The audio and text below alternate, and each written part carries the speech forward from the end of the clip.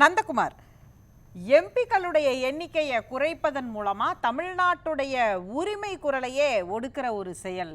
கிட்டத்தட்ட ஒரு மணிப்பூர் மாதிரி நாளை தமிழ்நாடு நாடாளுமன்றத்தில் சுருங்கிரும் அப்படின்னு குறிப்பிடுகிறார் முதலமைச்சர். நீங்க எப்படி பார்க்கறீங்க இதை? இது நியாயமான ஒரு பயம்தான். அதாவது என்னைக்குமே எந்த ஒரு திட்டத்தினாலையும் லாபம் அடையிறவங்க அதை பத்தி கவலைப்பட வேண்டியதில்லை. ஆனா ஏதோ ஒரு திட்டம் வரும்போது அதனால பாதிக்கப்படுவோம்னு தெரிஞ்சதுன்னா கண்டிப்பா நம்ம அவங்க முதல்ல சொல்றாங்களா யாரு முதல்ல சொல்றாங்கன்னு முக்கியம் இல்லை, பாதிக்கப்படுறவங்க தான் முதல்ல சொல்லுவாங்க. அடுத்தது இப்ப நமக்கு இந்த 84th அமெண்ட்மெண்ட்னால தான் இது 2026 வரைக்கும் இருக்கு. இப்ப இந்த 2026க்கு அப்புறம் வரக்கூடிய முதல் மக்கள் தொகை கணக்கெடுப்பின் பிரகாரம் நமக்கு அந்த மறுசீரமைப்பு செய்யணும். அப்ப அந்த மறுசீரமைப்புன்னு செய்யும் போது இப்ப சூர்யா கூட சொன்னாரு, இன்னைக்கு எக்ஸாக்டா பாத்தீங்கன்னா நம்ம 39 எம்பிஸ் இருக்கும். ஓவர் 543 எம்பிஸ் போட்டீங்கன்னாக்கா உங்களுக்கு எக்ஸாக்டா 7.18%. இப்ப நம்மளுடைய representation of MP to the parliament. இப்ப நீங்க அந்த கார்னேஜ் என்டோமெண்ட் வைஷ்ணவ் அட்டால் அவங்களுடைய ரிப்போர்ட்ஸ் நீங்க கோட் பண்ணீங்க. அதுல அவங்க 2 சினாரியோ கொடுக்குறாங்க. ஒன்னு இருக்கக்கூடிய எம்பி சீட் அந்த 543 அப்படியே ரீடைன் பண்ணிக்கிட்டு பாப்புலேஷன் பேஸ்டா நமக்கு சீட் அலாட் பண்றாங்க. அப்படிங்கிற பட்சத்துல நமக்கு 8 சீட்டு குறையுது. So we will be coming down from 7.18 to 5.67%. But இதே இன்னொரு அசஸ்மெண்ட் அவங்க கொடுக்குறாங்க. பேஸ்ட் ஆன் பாப்புலேஷன் உங்களுக்கு 848 சீட்ஸ்க்கு இன்க்ரீஸ் பண்ணா எப்படிங்கிற ஒரு சினாரியோவும் கொடுக்குறாங்க. அந்த சினாரியோவில் பார்க்கும்போது தமிழ்நாட்டுக்கு உங்களுக்கு 10 சீட்டு தான் எக்ஸ்ட்ரா கிடைக்குது. அதை நீங்க டிரான்ஸ்லேட் பண்ணீங்கன்னா ஒரு 25.64% அடிஷனல் சீட். ஆனா இதே நீங்க உத்தரப்பிரதேஷ்க்கு எடுத்துட்டீங்கன்னா 79%, அதாவது 80ல இருந்து அவங்களுடைய சீட்டு 143க்கு இன்க்ரீஸ் ஆகுது. பீகாருக்கு 40ல இருந்து 79, அப்படியே ஆல்மோஸ்ட் அபவுட் 97.5%. ராஜஸ்தானுக்கு ஆல்மோஸ்ட் ஃப்ரம் 25 to 50 100% அப்படியே ஜம்ப் ஆகுது. அப்ப நமக்கு இங்க என்ன ஆகுதுனாக்கா, நம்ம 2 சினாரியாலையும் பார்க்கும்போது இது நாட் ஒன்லி தமிழ்நாடு, இதுல நீங்க சவுத் ஈஸ்ட் ஸ்டேட் எல்லாமே நமக்கு பாதிக்கப்படுறோம். அது நீங்களும் சொன்னீங்க, தெலுங்கானா அண்ட் ஆந்திர பிரதேஷ் ரெண்டையும் சேர்த்து 8 தொகுதி அவங்களுக்கு குறையுது. 42 இருக்கிறது 34 குறையுது. பட் கேரளாக்கு பாத்தீங்கன்னா ஸ்டாண்ட் அலோன் 8 தொகுதி போயிடும், 20 12 ஆயிடும். அப்போ இது தென் மாநிலங்களுக்கு எல்லாத்துக்குமே பாதிக்கப்படுது. தென் மாநிலங்கள் மட்டும் இல்ல, வடல இருக்கக்கூடிய சின்ன சின்ன மாநிலங்கள் லைக் பஞ்சாப், இமாச்சல் பிரதேஷ், உத்தராகண்ட், இந்த மாதிரி மாநிலங்களுக்கும் சின்ன மாநிலங்களுக்கும் இது பாதிப்பு ஏற்படுது. அப்போ இதுல என்ன ஒண்ணுன்னா, ஃபர்ஸ்ட் நீங்க ஒரு செட் ஆஃப் ரூல்ஸ் கொண்டு வரீங்க ஒரு கேம்ல. என்ன, நீங்க பாப்புலேஷனை கண்ட்ரோல் பண்ணுங்க, அதுதான் நம்ம இந்தியா க்ரோ ஆகிறதுக்கு ப்ராப்பர் கேம் அப்படின்றீங்க. உடனே நம்ம என்ன பண்றோம், இதான் ரூல் ஆஃப் த கேம்ஸ் சொல்லிட்டு நம்ம சவுத் இந்தியன் ஸ்டேட்ஸ் பூரா வெரி ஒபீடியன்ட் ஸ்டேட்ஸ். நம்ம ஒரு கவர்மெண்ட் சொல்லுச்சுன்னா நம்ம உடனே அதை ஒபலைஸ் பண்ணுவோம். Because we are educated population. அதனால ஒரு பாப்புலேஷனை கண்ட்ரோல் பண்றதுனால எந்தெந்த வகையில சோசியல் அட்வான்டேஜ் இருக்கு, எந்தெந்த வகையில எக்கனாமிக்கல் அட்வான்டேஜ் இருக்குங்கிறது பூரா நம்மளால புரிஞ்சுக்க முடிஞ்சனால நம்ம immediately we have gone ahead of all other states. நம்ம கம்ப்ளீட்டா பாப்புலேஷன் கண்ட்ரோலுக்கு ரொம்ப சிரத்தை எடுத்து பண்ணணும். அதனால நமக்கு பலன் கிடைச்சிருக்கா? டெஃபினட்டா. இன்னைக்கு மெயின் ரீசன் இன்னைக்கு தமிழ்நாடு, சில சதர்ன் ஸ்டேட்ஸ்லாம் இன்னைக்கு revenue engine which is pulling the whole இந்தியான்னு பார்க்கும்போது இதெல்லாம் ஒன் ஆஃப் த ரீசன்.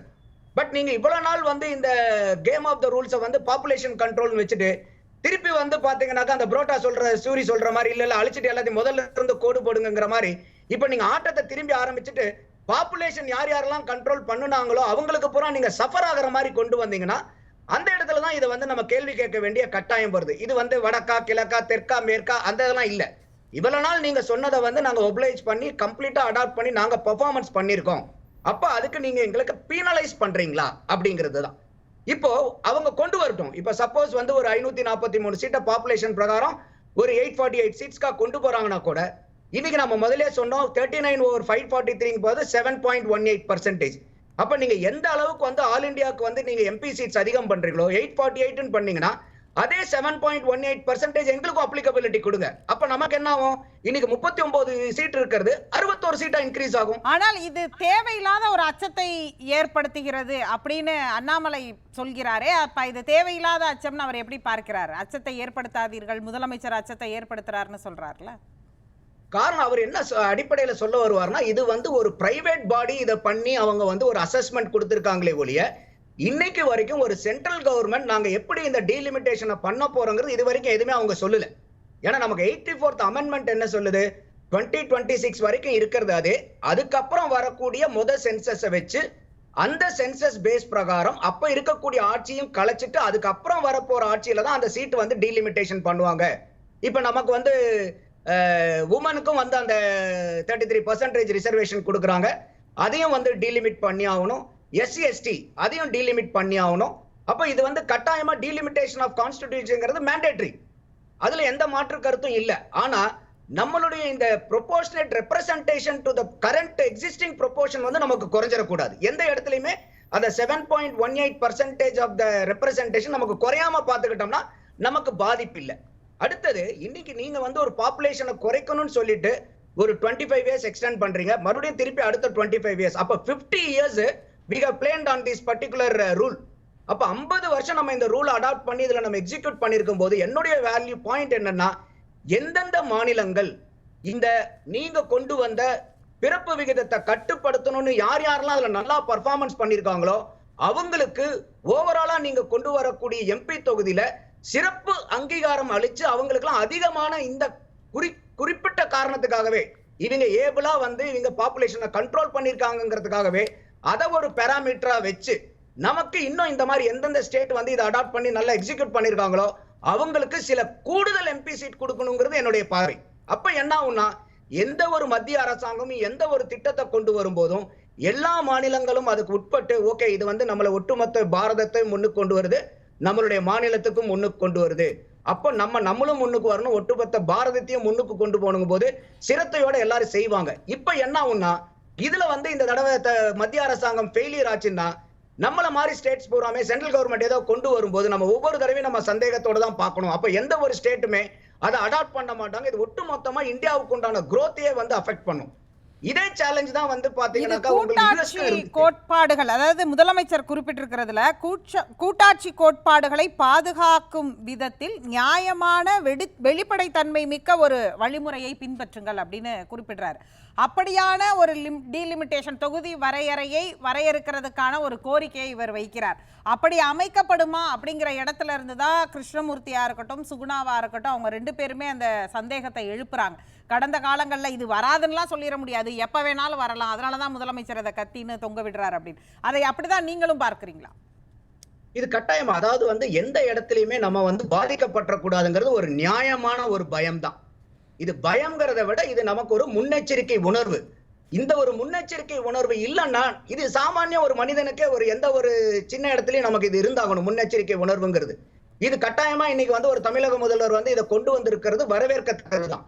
இப்ப உதாரணத்துக்கு யூஎஸ்ல எடுத்துட்டீங்கன்னா இதேதான் அவங்களுக்கு வந்து 1911 சென்செக்ஸ்ல வந்து 9.4 crores இருந்துச்சு. 2023ல 33.4 கோடிக்கு அவங்களுடைய பாப்புலேஷன் போச்சு. ஆனா அவங்க என்ன பண்ணாங்கன்னா மெத்தட் ஆஃப் ஈக்குவல் ப்ரொபோர்ஷன்ங்கிற ஒரு ஸ்டாட்டிஸ்டிக்ஸ் மெத்தடாலஜி வந்து அடாப்ட் பண்றாங்க.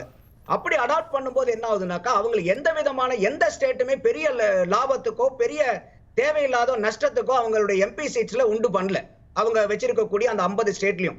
இதே வந்து யூரோப்பியன் யூனியன் வந்து என்ன ஃபாலோ பண்றாங்கன்னா டிக்ரெசிவ் ப்ரொபோர்ஷனாலிட்டிங்கிற அது ஒரு மெத்தடை வந்து அவங்க யூஸ் பண்றாங்க.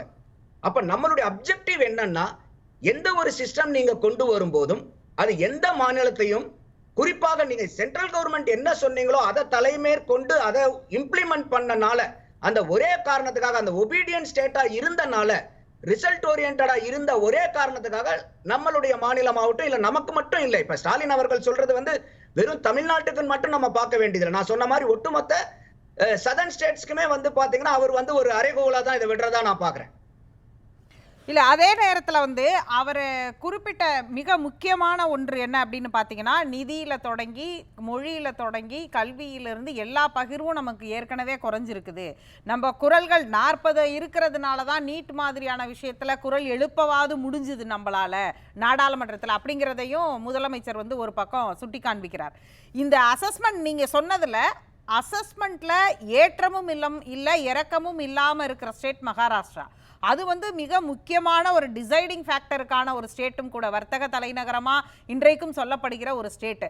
அந்த ஸ்டேட் இதை எப்படி எதிர்கொள்ளும்? நம்ம தென்னிந்தியான ஒரு கணக்கில் பார்க்குறோம். இதே அசஸ்மெண்ட்டை கடைப்பிடிக்கும் போது அந்த ஸ்டேட் இந்த டீலிமிட்டேஷன் இந்த தொகுதி வரையறை அவர்களுக்கான பிரதிநிதித்துவத்தில் எதுவுமே மாற்றம் இல்லைங்கிறதை அவங்க எதிர்கொள்வாங்களா, எப்படி எதிர்கொள்வாங்கங்கிறதும் மிக முக்கியமான ஒரு கேள்வி இல்லையா? இல்ல இது வந்து எனக்கு நஷ்டம் இல்லைங்கிறது மட்டும் ஒரு பார்வையா இருக்காது. வேற ஏதாவது ஸ்டேட் வந்து அன்டியூ அட்வான்டேஜ் எடுக்கிறாங்களா அப்படிங்கிறதையும் ஒரு மகாராஷ்டிரா ஸ்டேட் பார்ப்பாங்க. இப்ப எனக்கு வந்து இருக்கக்கூடிய 40க்கு 40 அப்படியே இருக்கு. ஆனா இன்னைக்கு வந்து ஒரு உத்தரப்பிரதேஷ்க்கு வந்து 80ங்கிறது 143க்கு போகுது, பீகாருங்கள 40ங்கிறது 79க்கு போகுது. அப்படிங்கும் போது என்ன ஆகும்னாக்கா, மகாராஷ்டிராவை விட மத்த ஸ்டேட்னுடைய கையை, அவங்களுடைய குரல், அவங்களுடைய வாக்கு. ஏன்னா நமக்கு இன்னைக்கு ஒட்டுமொத்தமா இந்தியாவுடைய டெமோக்ரஸியினுடைய ஃபண்டமெண்டல் என்ன? One citizen, one vote, one value. அதுதான். அப்ப அந்த மாதிரி இருக்கும்போது என்னுடைய அந்த ஒன் சிட்டிசனுடைய one vote is having equal rights across top to northern எண்ட்ல இருந்து சதர்ன் எண்ட் வரைக்கும் அந்த value, one value of the value for the one vote இருக்காங்கிறது தான் எனக்கு அப்ஜெக்டிவ். இப்ப இந்த மாதிரி கொண்டு வரும்போது என்ன ஆகும்னா, அந்த வேல்யூ வந்து மிஸ்அலைன்மெண்ட் ஆயிடும். அப்ப அதனாலதான் நான் சொல்றேன், இப்ப நீங்க கொண்டு வந்தீங்கன்னா கூட நீங்க என்ன முன்னாடி எடுக்கணும்னா, இந்த மாதிரி நான் முதல்ல சொன்ன மாதிரி அந்த மக்களுக்கு உண்டான யார் யாரெல்லாம் அடாப்ட் பண்ணாங்களோ அவங்களுக்கு அடிஷனல் ஷீட் கொடுங்க. அடுத்தது நீங்க இப்ப வரக்கூடிய மக்கள் தொகையை வச்சு நீங்க என்ன பண்ணலாம்னா, இன்னைக்கு சென்ட்ரல் கவர்மெண்ட் என்ன கொண்டு வந்தாலும் அந்த திட்டங்களை பூரா பெரும்பாலான மத்திய அரசாங்கத்தினுடைய திட்டங்களை. ஆடியோ துண்டிக்கப்பட்டது, நம்ம தொடர்ந்து பேசலாம்.